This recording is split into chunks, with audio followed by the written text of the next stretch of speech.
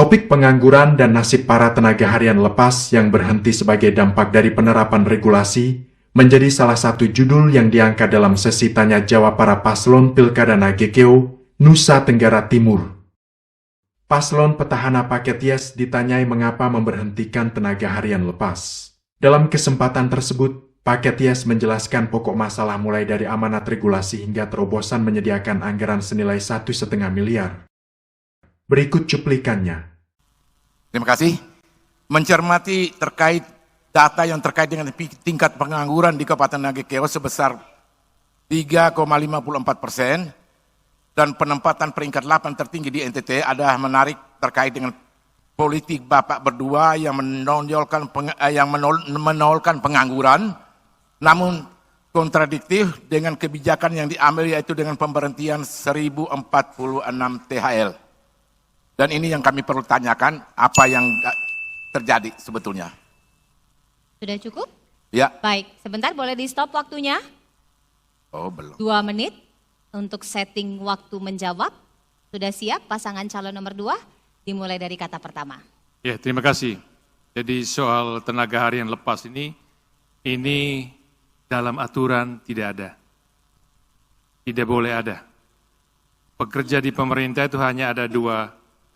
Satu pegawai negeri yang melalui tes, yang usia di bawah 35 tahun. Yang kedua, yang dibuka kemudian buat mereka yang sudah lebih dari 35 tahun dan bekerja, dan itu hanya di sektor pendidikan, kesehatan, dan hanya 1 kali PPL pertanian. Jadi yang pertama itu aturannya sudah tidak boleh. Kemudian, ini kita menggunakan anggaran, dan setiap tahun ini berjalan otomatis sejak tahun pertama di mana almarhum Pak Nani dan Pak Paulus merekrut melalui seleksi terbuka.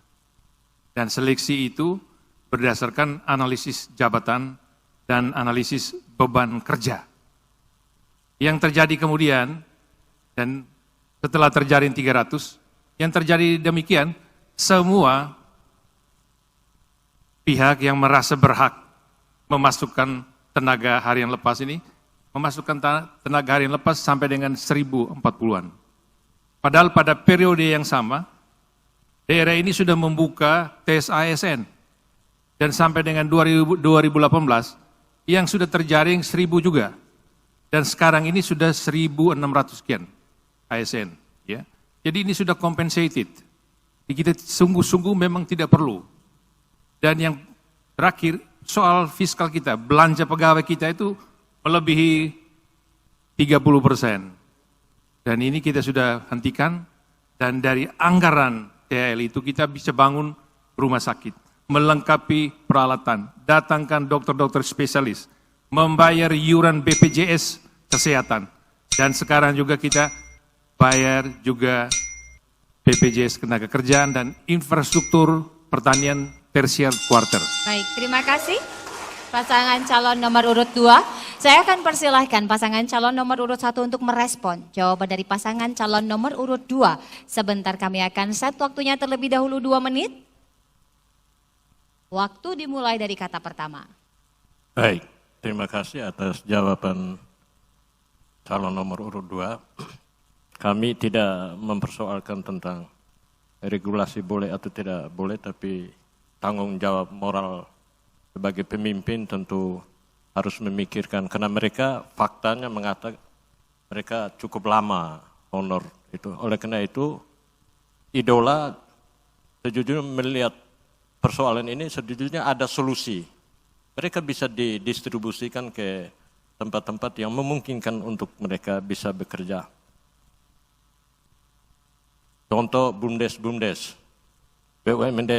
Diproyeksikan kalau satu BUMDes itu memiliki 1 unit usaha saja, dengan penyerapan tenaga kerja sebanyak 10 orang, dengan demikian ada 97 BUMDes akan menyerap tenaga kerja sebanyak 970 orang.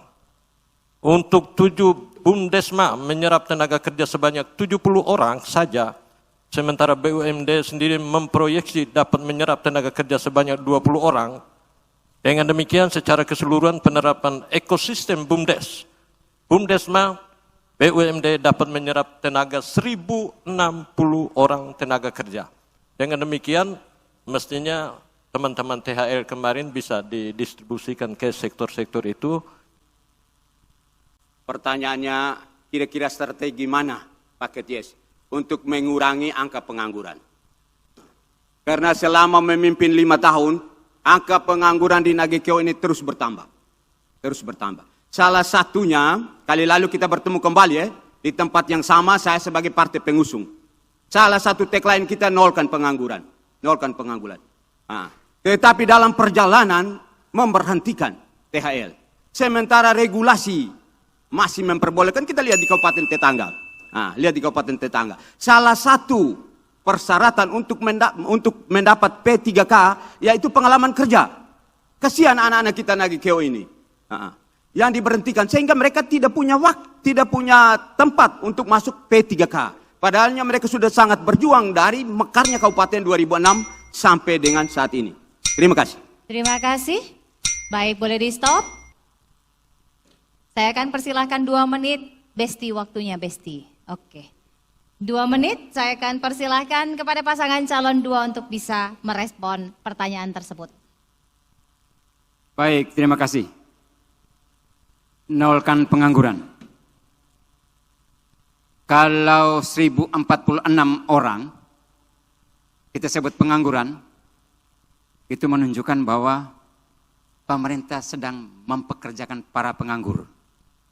Oleh karena itu, karena aturan sudah melarang, kita benar-benar tidak memperpanjang kontrak. Tetapi ruang itu dibuka, ada CPNS dan P3K. Data yang kita rekam, selama 2019 sampai dengan 2023, ada kuota kita yang kita dapat 1.735 orang. Kita dapat jatah. 1.735 kurangi 1.046, masih tersisa 689 orang. Ya, surplus kita. Artinya ruang itu ada. Itu. Sehingga saya merasa bahwa kita punya upaya sudah luar biasa dan ini ruang yang kita berikan. CPNS dan P3K itu ruang kita. Selain itu, para sarjana yang terdidik, kita ajak bagaimana kita masuk kebun dan menjadi peternak. Peternak yang benar-benar dari orang terdidik untuk didampingi dengan cara yang sangat sederhana. Skema sudah saya berikan kepada semua mereka yang pernah datang ke ruang saya tawarkan skemanya. Saya tawarkan ada uang 1,5 miliar untuk 150 orang. Saya tawarkan, ternyata 1 orang pun tidak mau. Ini menunjukkan bahwa semangat anak muda kita hanya mau di belakang meja yang setiap bulan dapat gaji. Belum tentu kerja. Tapi ketika kita masuk menjadi peternak, justru lebih efektif. Saya kira itu. Baik, terima kasih, boleh di stop waktunya. Saya akan mempersilahkan dari pasangan calon 4 untuk bisa memberikan tanggapan dalam durasi waktu 2 menit. Terima kasih.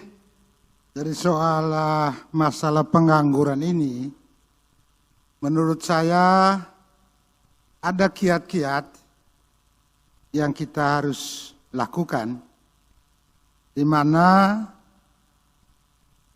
selama saya memimpin 5 tahun Nagekeo, diaudit oleh BPK, tidak ada temuan. Tidak ada temuan. Yang terpenting, setiap akhir tahun yang bersangkutan membuat lamaran baru, tentu kita akan evaluasi mana yang kinerjanya bagus, mana yang tidak bagus. Yang bagus kita lanjutkan kontrak kerja selama setahun ke depan. Jadi Bapak Ibu sekalian, rekan-rekan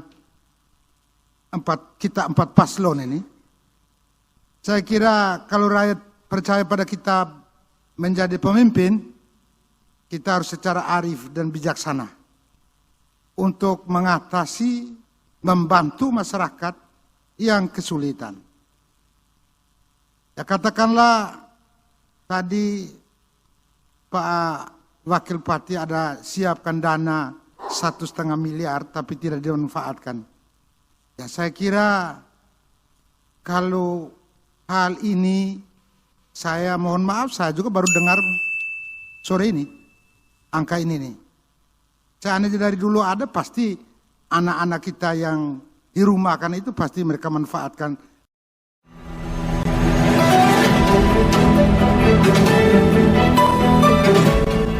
WBN Lintas Aktual NTT.